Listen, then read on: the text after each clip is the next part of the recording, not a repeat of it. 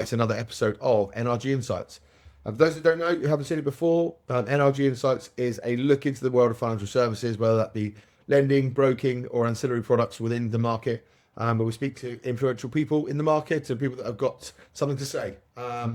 And we've discussed their kind of challenges and the wins and losses, etc. So today I've got Adam Tauber, who is head of sales at Phoenix Money. Thanks for joining me, Adam. Pleasure, pleasure. Happy to be part of it. Been waiting for this Good. moment for a while, That's Marcus. it. It's when I tell everyone this. This is when you know you've made it. This is the pinnacle. So for those who don't know you, talk to me about your financial services experience and how you got to where you are at head of sales at Phoenix. It's a good question, mate. I need to remember it all. It's been a tough ride. So I mean, look, first of all, I didn't grow up thinking, I'd be involved in financial services. I was from a broken home, actually, and not Hmm. to put the tears on. But money was the motivator. I wanted to Yeah. enjoy, the luxuries of life. And at 17, I stumbled across a sales job, found it in the local paper, and I suppose my sales journey and career kind of then sort of started and has flourished from then. So, young lad 17 going into sales, earning a bit of earning a buck, Yeah. being able to, have a little bit of a flashy-ish sort of lifestyle.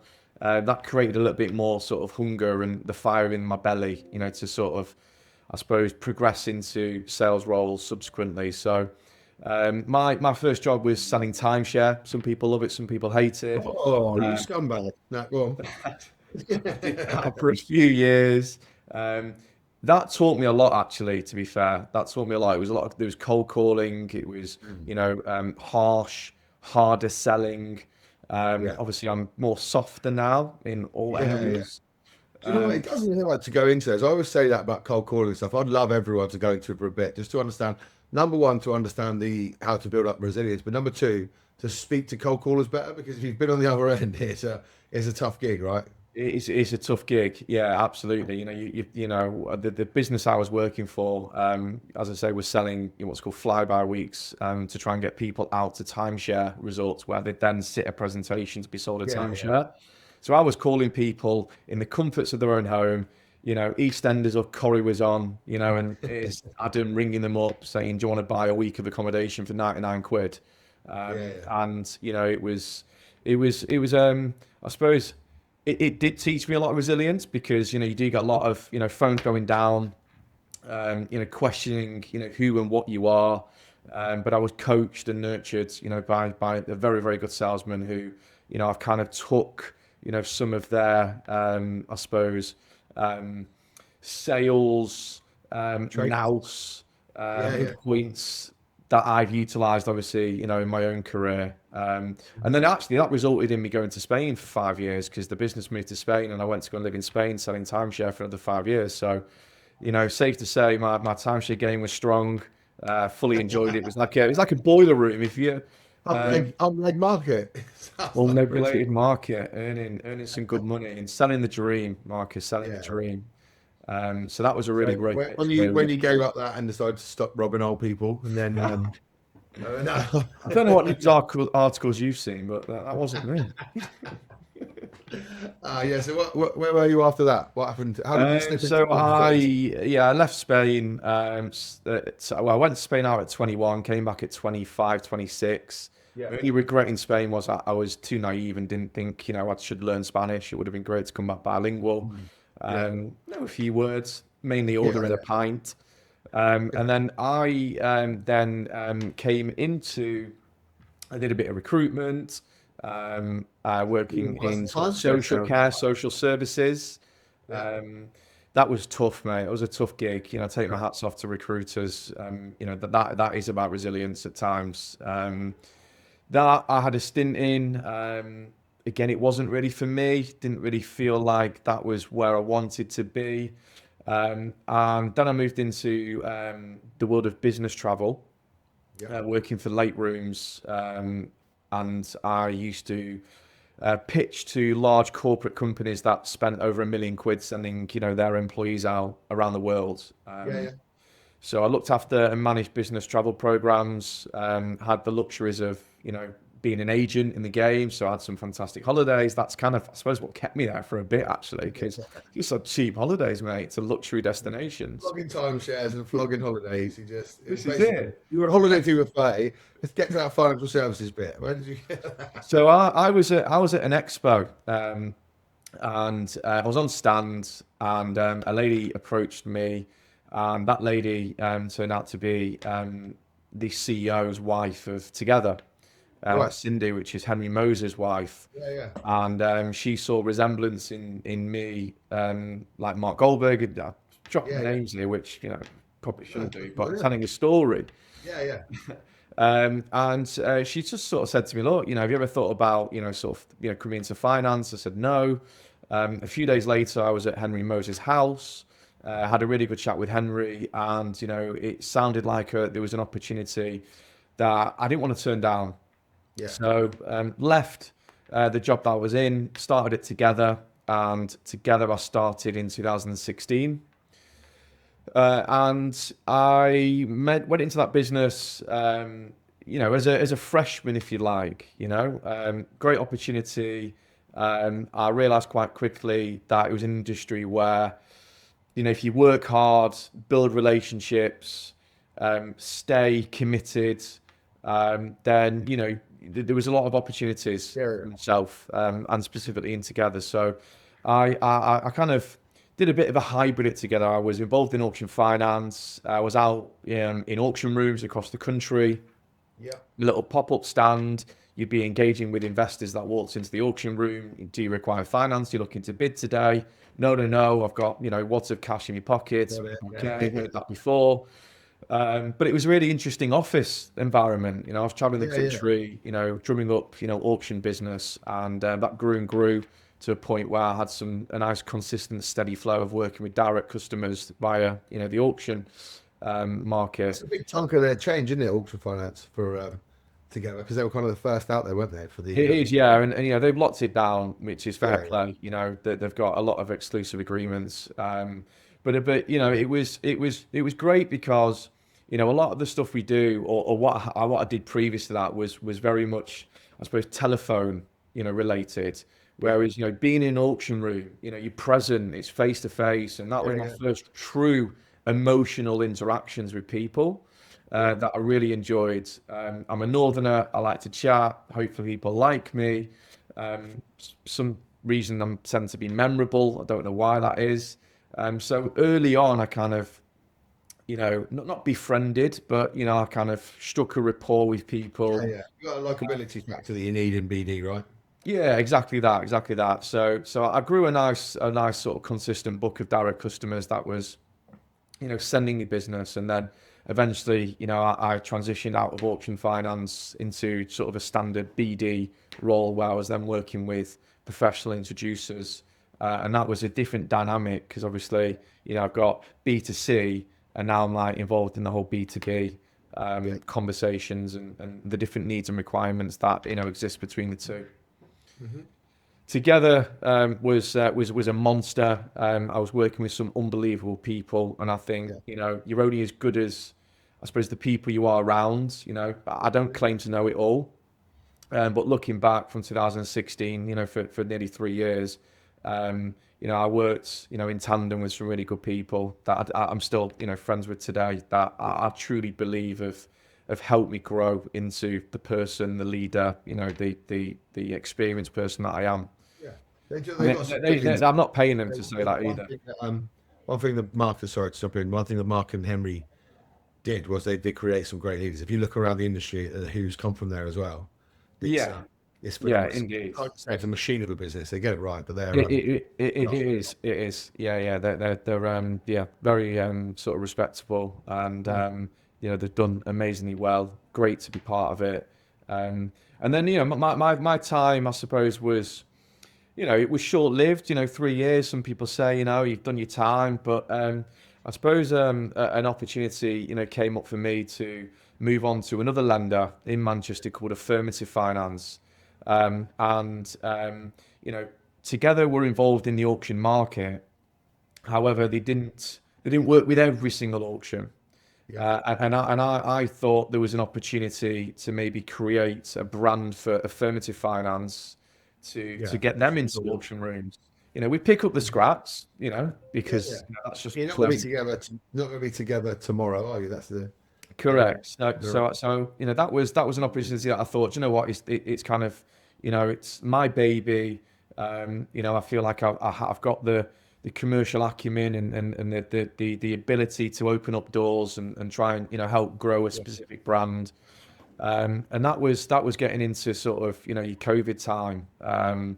So it started with a bang, in terms of like this was the opportunity. I got into a number of auction houses. We were lively. I was attending auctions. We were getting business in, and then obviously COVID hit, and things went pop. Yeah. Auctions Went that down. we know, and me being out and about partnering with auction houses just didn't transpire. So Yeah. that was kind of short lived, which is a real shame because I went in there with great excitement.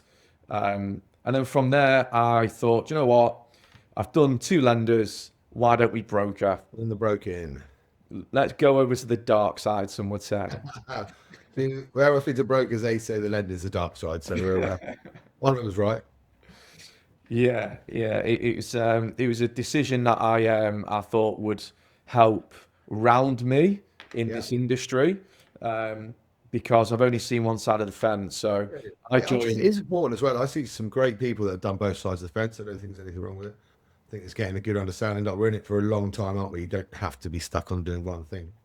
Yeah, agreed, agreed. And some people, they find their way and go, do you know what, that's me set. But Yeah, yeah, I'm interested to learn, yeah, um, and I felt, there was maybe another level, for me to go to. So I joined Crystal Specialist Finance, and they are, very well known, yeah. large Big specialist company, yeah. distributor, award winning. I went in there as head of development finance. So Yeah, I kind of led the development finance vertical. So I was dealing with introducers who were inquiring of how Crystal could finance large development projects from ground yeah. up schemes to heavy refurbishments, conversions to still some of your sort of tart and turn stuff. Hmm. Um, and with a bit of bridging as well because it kind of comes with the territory. But I really enjoyed that. It was an eye opener to kind of understand, I I suppose, was going to say that. What's the growth. difference between having a look when you've been on the lending side, you've listened to brokers moan, and then you're a sudden a broker, and you see the other side of the Yeah, picture? How was yeah. that? I think what I saw was the importance of brokers asking the right questions day one. Hmm. Because when you are praising inquiries, first we need to cut the wheat from the chaff. There's certain stuff that isn't going to go anywhere. People get Yeah, emotional, and you need to sort of say, I don't think it's worth that, or to me, it's not a viable deal because there's no yeah, point wasting your own time. And time's precious, obviously, when you're brokering because you need deals to move through to get paid. yeah, yeah. So, I almost wrote credit papers. Like I went into detail because I also thought when I put that to a lender, it's about perception, it's about how it's perceived. And if they're looking at a credit paper that's looking credible, then I can then sort of fluff it up, Yeah, yeah. with, It does make a big difference. You know what I mean? Like you yeah, think that um, there's no uniformed way that brokers bring leads or bring deals to the lenders, is there? Which is mad because everyone does it a different way. But you see people who know how to package a deal get much more deals through. absolutely, absolutely. Yeah, and that was my, I suppose that was what I thought at the time was thinking, I don't want to be shuffling papers. Yeah, So, I went to an extreme of writing credit papers and because I was dealing with development finance, it needed to be thorough. It wasn't just a bridge. Um, so I'd go into a lot of detail. I'd yeah, make sure that, not just my appraisal on property, but all components and elements of what I needed to know to be able to truly place a deal with a lender. And, we talk about snags and deals not moving and sticking. If you can get it right on the front end, I found that the journey through a lender then became a lot easier because there was less questions asked subsequently. hmm, And I was proud to, I suppose, do one of the biggest deals with, a very well-known lender. So how much was it? I did a deal in St John's Wood.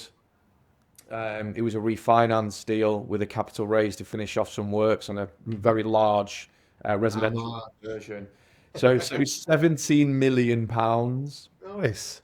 which was my biggest loan to date, and I placed that with Avonmore Capital at the time. I Yeah. struck a really great bromance with a guy called Andreas Yanni, Yeah, I love who Andreas. you know well. Yeah. We struck a brotherhood, and I think as a broker, I think what was important to me was yes, lenders have got products, and there's certain USPs, but actually for me it was what was important to me was someone that can pick up the phone, that is reliable, Mhm. that is on the same page in terms of like work ethic and trying to get deals done.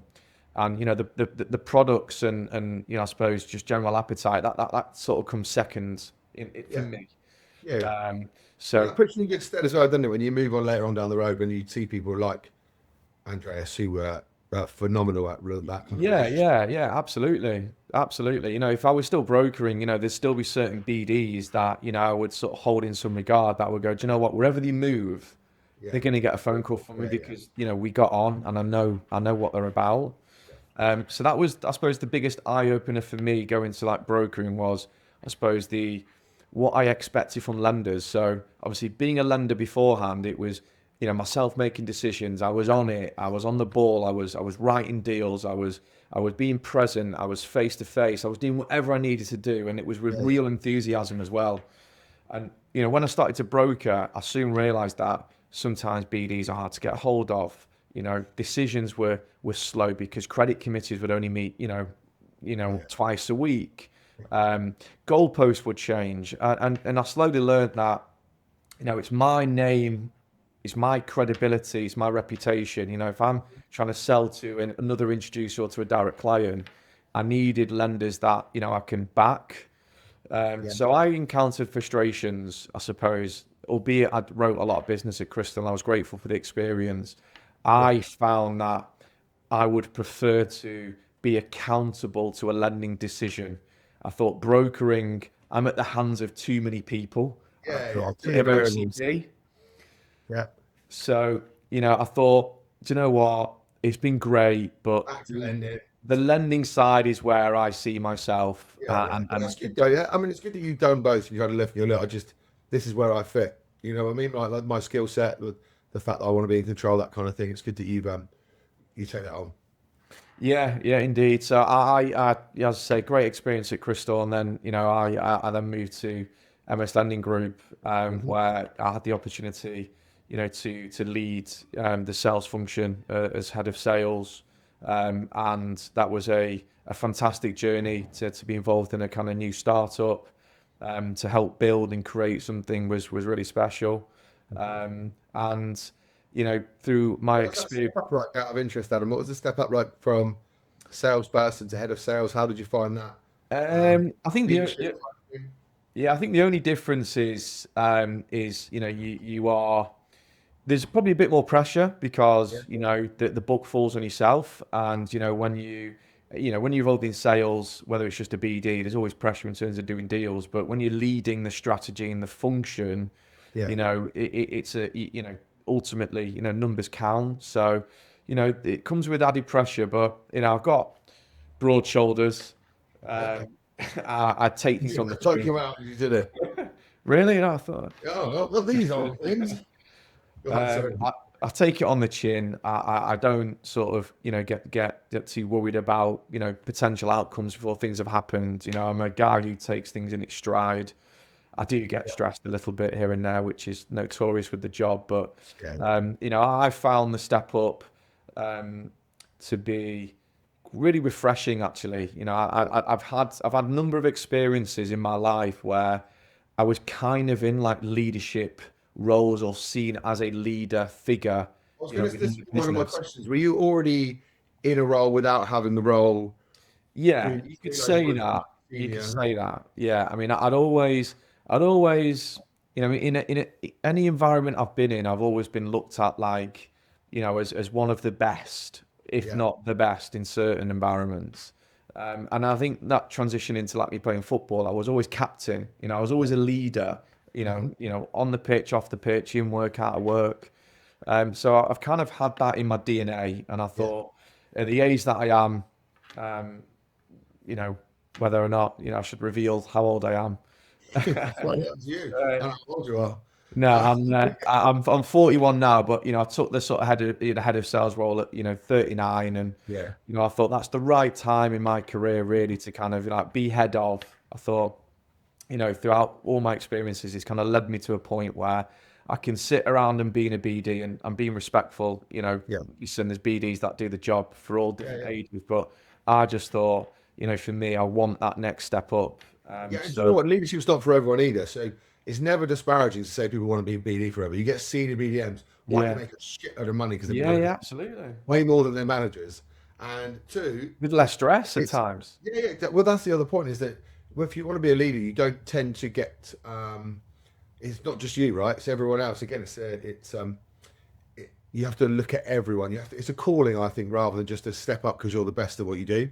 I think you Yeah, definitely have to give a shit about other people way more. And us all in sales, it's predominantly, especially from a young age, it's predominantly quite selfish thing, is because also all your KPIs, your money, your commission. yeah, yeah, yeah, For leadership agreed. roles, not for everyone. Yeah, and I suppose, I quite like the whole sort of nurturing and coaching, and Yeah. I think, I've been there, I've done it myself, and I've had some really great people that have refined me. Hmm. But I also thought, throughout those experiences, I've got hopefully the nous and the knowledge to be able to sort of, coach and nurture, you sort of, your BDs that are, coming into the industry, that have got the technical skills, but actually, can be refined by, some form of coaching. So that's what I enjoyed, for a period of time at MS, bringing new people in, that I could help, refine, Yeah, yeah. And in fact, and you enjoy that level process. produce. That's a great result, isn't it? When you see Yeah, people that you bring in and you can help them along the way and start firing. It's great. that is. And then brings us up to your most recent. So yeah, it rocked the world of bridging finance, mate. Mainly just because I wasn't posting on LinkedIn every day, which I normally do. People thought No, something was wrong. no one notices when you don't post. I know everyone has this thing about like, oh God, I know you only speak to see me for a couple of weeks, and you go, I don't see some names. I know, but weirdly, when you become obsessed, like it's a thing though, isn't it? I'm like, oh, I'm Um, not posting on LinkedIn.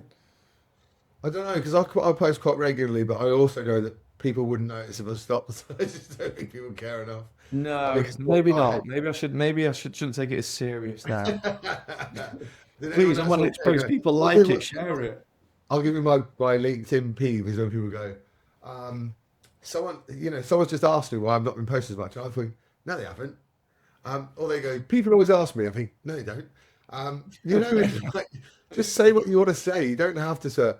People ask me, someone said to me yesterday, how can I run a business and a family and be so fantastic? And I thought, no one said that to you, mate. Just give the reason.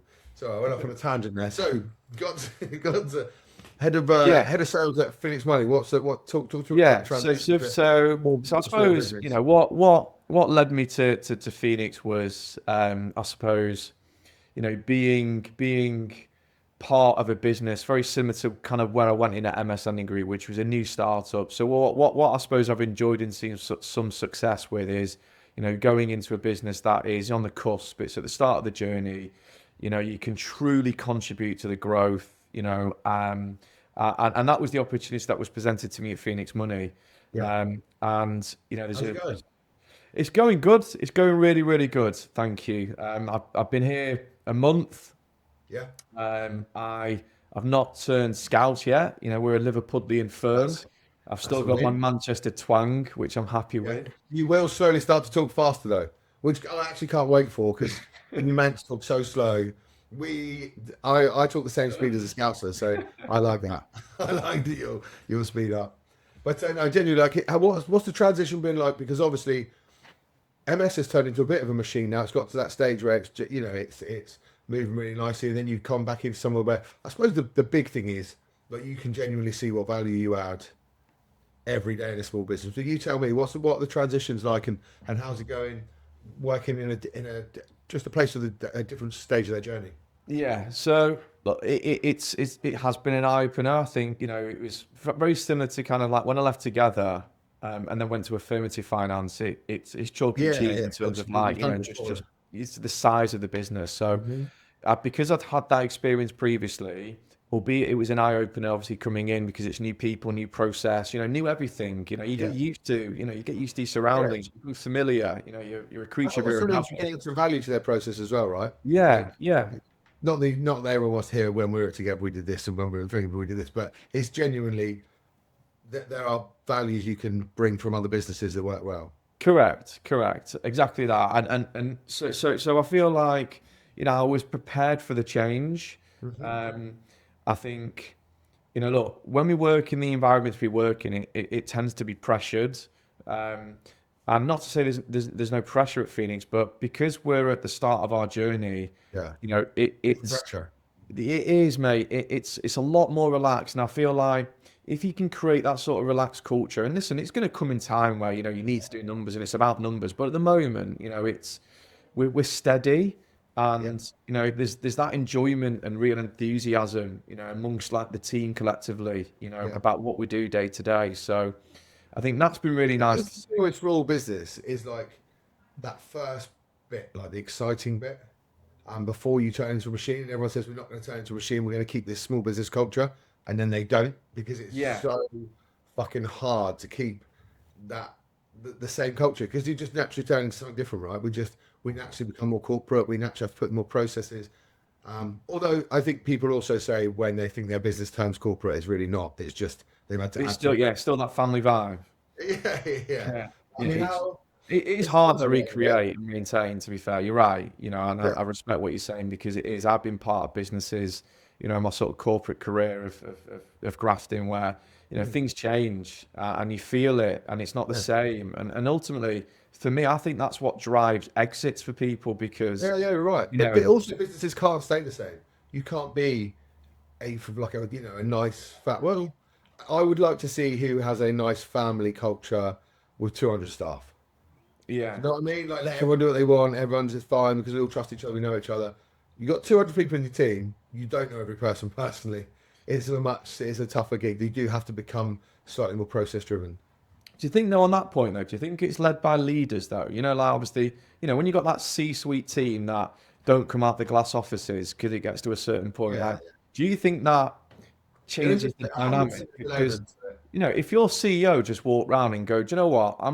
For the sake of 30 minutes out of my morning, I walk out of my office and I go in up to a number of people on that floor and go, good morning, you're all right. Do you think that breeds a different culture, even though you might be a sizable business? Do you think that's important? Because, I've seen so many like, C-suites and I've been part of like some large corporate businesses and, they're there and they're about. And then as soon as they get to that glass office, that's it. You don't hear or see from them Yeah, yeah. again. And then I the think culture you're absolutely changes. right. I do think there's an element of. I mean, that does change the culture dramatically. I don't think you can still be that nicey family business when it's a big business. But you're 100%. There are still elements of like you should still be in touch with everyone. You should still know about it. And also CEOs with say 400 people have a time problem. So it'll be great to go around and find out everyone's problems and Doris's baby. But I genuinely think they should do that. I just think Yeah. it's very, very tough to keep the two. Yeah, no, I And you've agree. got like shareholders and C-suite problems, which are massive. It's a tricky one, isn't it? Yeah.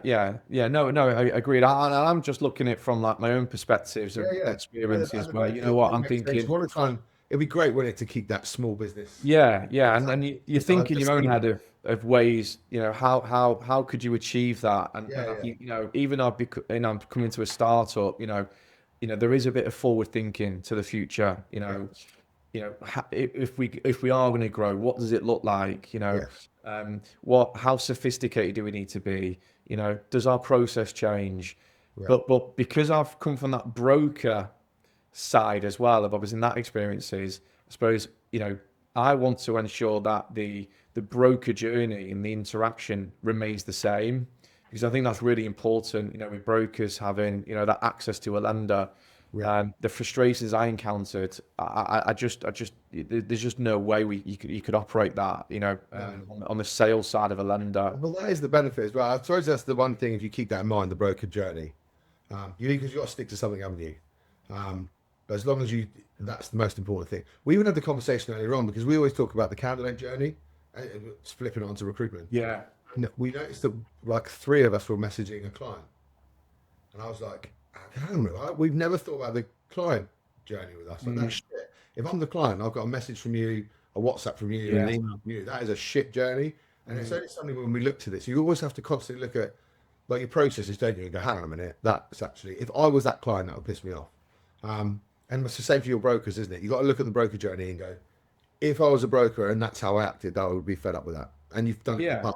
Yeah, and I learn, look, respectfully, brokers are you're shuffling, lots of paper and they're spinning loads of plates.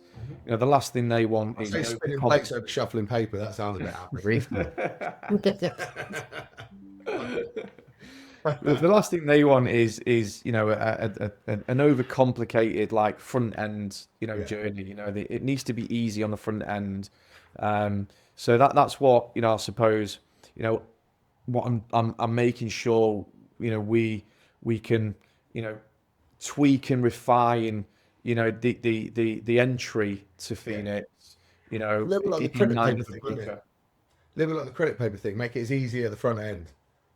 Yeah. I mean, look, but some brokers send you deals back of the fag packet. You probably know that yourself. There's some really, really great brokers that will write those sort of credit papers, and there's not. So you can't expect everyone to do the same.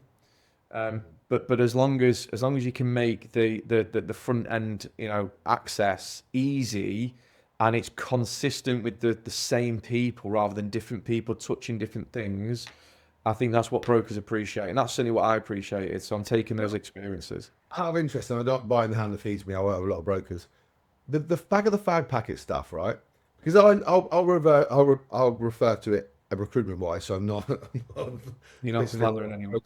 But I find, right, if someone won't give me the time of day because I need half an hour with them at the beginning to discuss the role. They also need to discuss it with my team, which is another half an hour, and then, and we go through the process. And we talk about what's good and bad, and they won't. Our interview process and theirs. If someone isn't willing to give me that time at the beginning, I always find the process is much tougher.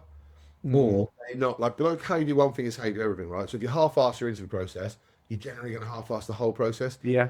It's similar with brokers when you get a deal in and you look at it and think, you haven't really done any work on this. Like, is it going to be like this the whole way through? Or is it a different kettle of fish where some people just like that? That sort of first like email or tone of voice, it sets the tone moving forward. You know what you're dealing with.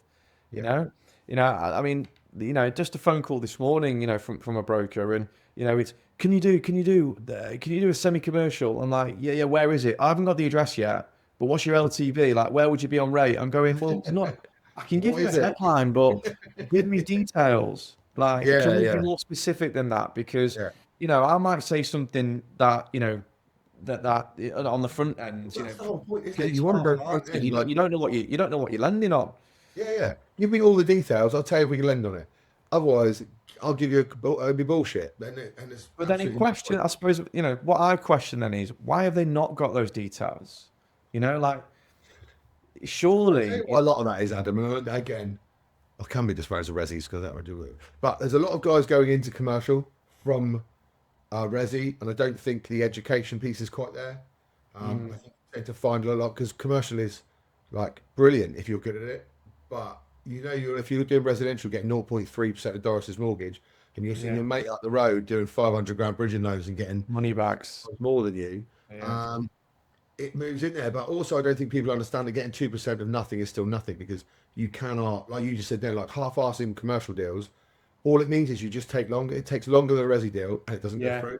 Yeah. So there is an element of education. I think that the reason why we end up with those half-assed inquiries. Well, they get really excited, and you go, yeah. You know what? Listen, I'm juiced up about it. And we're going to do this deal, and then they get the credit report. You haven't even asked the question day one, like, what's your credit? These are basic questions, and I think you're right. There is certain educational, that is important. But it always happen as a market gets bigger. Education does take a while to catch up, and the market did go, quickly. So there's always going to be that Yeah. element. But I've seen that. I do think it's a lender's job to educate brokers as well. I think they should be on it. Yeah, and I think that's really important. And I'm happy to spend time, to sit down with brokers to kind of go, this is what lenders expect from a broker, Yeah, and that has to be fed down from the broker in terms of their the conversation with the client. But then you've got the likes of Crystal, who are distributors. yeah, They're a broker, but they're also their deal's been introduced from an introducer, yeah, so the process gets quite diluted. And I yeah. think that is also the At problem least is if that. you're getting it from a Crystal or or a packager, um, at least they have got a good system, a relatively good uniform system, haven't they? Because they're used to getting deals through. Yeah, yeah, and sometimes it works better. I've got a mate who wants a bridge. Sometimes it works better, to just deal with that one, introducer because the conversation not diluted. But you're right, the packages, they go to different levels of making sure that Yeah. what they They send. want to give away half their money, right? But at the same time, at least you're getting paid and it's a Yeah, quality job, and that person will probably come back to you because it looks like you're super professional. In fact, it's your packager. Um, I also understand that losing half your money, you feel like I could do what they do. Everyone thinks everyone else's job is easy, don't they? yeah, but I suppose like if you were smart enough though, you got to think, do you know what? Like there's certain deals that I can go direct to lender and get 2%. Yeah. When it starts getting a little bit complicated, or it's a buy to let, or it's a mortgage, like what the smartest brokers are the ones that share the wealth a little bit. Yeah, yeah. Well, And just for know what me, you're good at. it's actually time that's the wealth aspect to it because you're doing so much and you're everywhere and your pipeline becomes unmanageable. It's actually working smarter, not harder, isn't it? To Yeah, actually go, do you know what? I'll piece some stuff with that, going direct to lender, and then actually I'll put some stuff to the likes of packages where they can run with it, yeah. and I'm still getting paid on it. Nice. So I see more and more brokers, nowadays that have been a bit more strategic. I suppose it's just like sticking to what you're good at. You know what I mean? If you're really good at getting these deals through, there's no point in getting someone else. If you stand a better chance of a better client journey going Yeah. through a packager, then it makes sense as well. Because then you get repeat business. So it doesn't matter about giving away money. You know what I mean? It makes you look better. No, and I've also seen as well, you mentioned there like 2%, like look, commissions are at its highest, people are in some really, really good money. Yeah. But I also feel like there's a lot of young, hungry professionals that are coming into the industry that are like, you know what, I'm going bridging because I get 2% and I can earn a load of dough. Yes, you can, but I think I suppose, the younger, more naive, Yeah. 1 in 10 young, goes through. yeah, So they're the ones that I think, in Resi, you don't. yeah, you struggle a little bit with that, because they're led by potential proc, they want the easy sell, they want the cheapest rate, they want a no exit, they want no val, they want the legals to be cheap, they want everything for nothing, and I think that's not the world we live in now. So look, I think the one of the greatest things about my job is, and probably similar to yourselves as well, is that every single person is different, and that keeps it fresh, and that's what I enjoy. No deal's the same, no client's the same, and that to me gives me, I suppose, great joy every day because my conversations are different. Some are great, some are bad, some are ugly. And there's deals to be done, there's deals that aren't to be done, but I think the people in our industry, I suppose, make it from clients to professionals that we work with. It is a great industry. I know. It is, yeah. I wouldn't look back. Good people, and I think to be in an industry where if you work really fucking hard, you can make decent money. It's quite nice. You know what I mean? It's like and also without being a dick. Just a caveat that. Although there's also some rich dicks in the industry as well. And some big dicks too. So finally, I've kept you for way longer than I said I was going to. But what's the plan for you guys at Phoenix? Where do you see yourselves in the market? What's the So I think is actually of being in this? I'll round it off with that. What are the kind of the challenges of being new, and where do you see yourself going? Well, I suppose, look, the challenges of being new is to build that trust and confidence, within my CEO that, I'm the man to do the job. CV is one thing and experiences, are another, but actually, I need to prove my worth, which I back myself to do so, and I'm confident I can. Obviously, they must have seen something in me to give me the job. So I think, the challenge is, I suppose for us is we're working on refining our proposition, because historically, Phoenix has always been dealing with, consumers. We've been lending money to a lot of property developers around Liverpool, and the Northwest region. Now with me coming in, we're looking to open up the intermediary distribution. So those sort of challenges are very different from dealing with a consumer. We're going B2B, and the journey's got to be different. We have to think about the process, and do we need more people when to maintain certain service levels. So I think it's what you would expect, just your challenges, which would be warranted for a kind of a new startup business. I think it's the bit that makes it fun as well, doesn't it? Like that, it's exciting at the same time. Got to get your name out there, and get it done. Like both the challenge and the fun bit are kind of hand in hand, aren't they? Yeah, exactly. And it comes with, sort of, I suppose, trying to promote and build, the brand of Phoenix and being present. So, I'm a sociable guy, that. I've seen you at the opening of every event, like me, as you should be. I only go, for a good sleep away from Exactly. Not too many kids, That is, I'm You're going to see guaranteed. when you go to see me, but go on. You're too far away. So I feel like it's about building the brand, the name, me being out there talking about Phoenix Money, for brokers that haven't heard of us, is I suppose an element of what we need to do. But I think it's important for us to stay grounded, for us to maintain the enthusiasm and being personable, all the characteristics that have proved Phoenix really well to date. We don't want to lose that. We're very relationship led. I know people ban that about a lot, but there's one of me. There's one underwriter. We got one FD. We're a team of 10. We're all accountable. We're all collectively looking to achieve the same goal. And I think, we're all on the same page. And I think that's really important. Starting off in that relationship management ethos will serve you well as you grow, wouldn't it? Like you said about trying to keep a culture. If you can't keep that small business culture, you can keep customers at the number one most important thing in our business forever, and then make decisions off that. That's a great way to keep your culture. Yeah, and I think some of our decisions have been based upon just what's come about through a broker conversation or a client saying, actually, do you know what, didn't enjoy that, or could you do this? And I think we can make decisions internally, but actually for a successful business, you don't know unless you know. So I think it's really important, and it's been really refreshing since I've been in here and I've sat in different meetings that it's people say like we don't care about outside noise. Do you know what? Actually, we do, because it's really important that we get outside. What other lenders are saying about you, but really, stay in your lane. I not stay in our lane, but actually, sometimes you need to deviate a little bit. You can't just stay in your lane all the time. Some of the best products in the market are broker driven, because that's exactly how they're the people that have to sell it to the developer. It makes sense. Yeah, so it's exciting times. It's really exciting times. I'm first of all, I'm buzzing to be back in the game. Obviously, I've served a lengthy garden, garden leave, which as it's tough for anyone. It's tough for a salesperson to do long garden. Honestly, for someone that is a doer every day. There's only so much unloading, loading dishwashers. Gardening. I mean, I wish it was. It wasn't even the summer months, so the weather was shit. To be fair.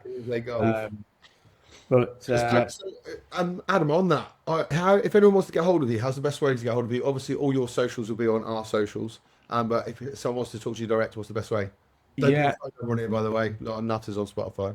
Give me a call. I think the best way to discuss a deal, to get to know someone, to understand the deal, is by phone call. So I would encourage, anyone that wants to speak to me is to pick up the phone and we can have a chat from there.